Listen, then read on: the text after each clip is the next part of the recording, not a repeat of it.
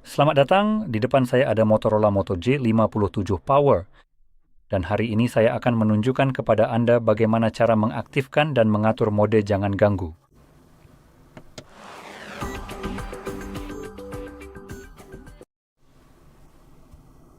Jadi untuk memulai, Anda perlu mengusap layar ke bawah dari bagian atas, seperti ini. Sekarang, lakukan sekali lagi, dan ini akan memperluas daftar tombol pintasan yang terlihat. Di sini terima kasih. Cari mode jangan ganggu yang seharusnya ada di suatu tempat.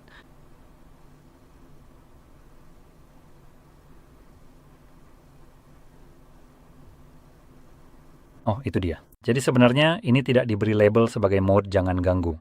Nah, ini diberi label sebagai mode. Jadi dari sini Anda bisa klik panah ini dan memilih antara beberapa mode berbeda seperti mode jangan ganggu, waktu tidur, dan berkendara. Sekarang kita juga bisa masuk ke pengaturan dan saya akan klik mode jangan ganggu di sini agar bisa menyesuaikannya.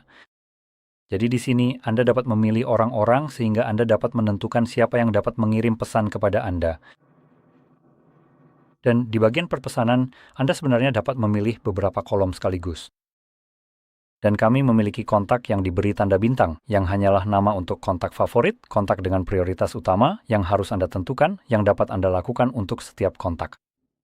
Siapapun, jadi pada dasarnya semua orang dan tidak ada yang bisa, dan pada bagian panggilan memiliki opsi yang sama, kecuali Anda tidak bisa memilih beberapa opsi sekaligus. Anda hanya bisa memilih satu. Kita punya favorite, kontak siapapun, dan tidak ada. Dan selain itu, Anda juga memiliki tombol pengaturan di bagian bawah sini untuk mengizinkan panggilan. Jadi jika seseorang menelepon Anda 2 kali dalam periode 15 menit, tidak peduli apa yang Anda pilih di sini, misalnya tidak ada, mereka akan melewati opsi ini. Jadi, selama di mana saya memenuhi persyaratan itu, ini adalah opsi yang bagus untuk keadaan darurat.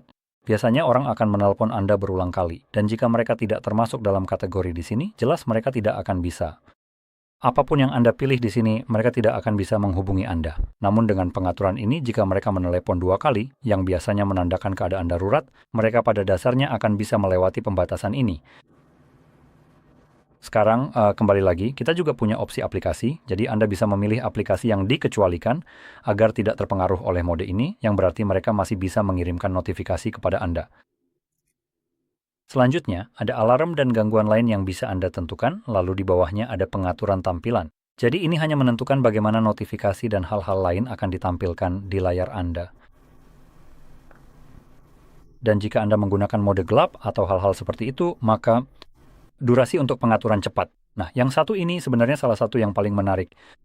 Jadi di sini, Anda bisa menentukan apa yang akan terjadi ketika Anda mengaktifkan mode ini secara manual, karena Anda juga punya opsi untuk mengaturnya sebagai jadwal.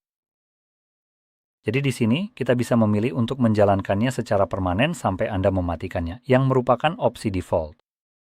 Selanjutnya, kita punya opsi waktu yang ditentukan. Jadi jika saya memilih waktu di sini, apapun yang saya pilih, setiap kali saya mengetuk toggle ini secara manual mulai sekarang, itu akan berjalan selama jumlah jam yang sudah ditentukan. Secara pribadi, saya suka opsi ini dan saya suka mengaturnya ke waktu tertentu.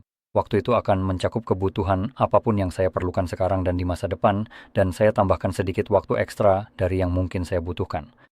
Dan ketika saya lupa, mode ini atau pengaturan ini secara otomatis akan mengaktifkan mode jangan ganggu untuk saya, jadi saya tidak perlu khawatir itu akan berjalan tanpa batas waktu. Dan opsi terakhir di sini pada dasarnya akan memberikan saya 2 opsi pertama tadi. Setiap kali saya mencoba untuk menyalakannya. Itu memang agak mengganggu, jadi saya lebih suka menggunakan timer untuk keperluan penjadwalan. Jika Anda ingin mengaturnya, Anda bisa kembali. Dan Anda bisa membuat mode sendiri sehingga Anda bisa memilih nama dan ikon apapun yang Anda inginkan. Lalu atur jadwalnya dan sesuaikan di sini. Selain itu, semua opsi lainnya juga bisa Anda sesuaikan di sini. Dan atur sesuai keinginan Anda. Ini sama seperti yang kita miliki untuk mode jangan ganggu. Dan dari situ, setelah Anda mengaktifkannya, mari kita buat satu jadwal. Nah, seperti itu. Buat jadwal. Jadwalnya akan diaktifkan di sini. Dan jika Anda tidak ingin menggunakannya, Anda bisa langsung menonaktifkannya seperti ini. Setelah Anda mengaktifkannya, seperti sekarang, tombolnya akan otomatis menyala. Pada hari yang sudah ditentukan, yaitu Senin sampai Minggu, pukul 9.30 sampai 5 sore. Jadi saya tidak perlu melakukan apapun, perangkat akan mengurus semuanya untuk saya. Namun bagi orang-orang yang ingin menggunakannya secara manual, setelah semuanya diatur, cari tombolnya dan di sini, di bagian atas hanya mode jangan ganggu. Dan tombol ini akan menyala sendiri dan berjalan di sini untuk saya selama 4 jam. Itulah sebabnya di sini muncul timer yang menunjukkan akan aktif sampai pukul 10.19 malam. Karena sekarang jam 6.19. Jika Anda tidak mengatur timer selama 4 jam seperti yang saya lakukan, Anda tidak akan memiliki opsi sampai ini. Fitur ini hanya akan menyala dan Anda harus ingat untuk kembali ke sini lagi untuk mematikannya. Jadi, dengan penjelasan tadi, saya harap ini sangat membantu dan jika iya, jangan lupa untuk like, subscribe, dan terima kasih sudah menonton.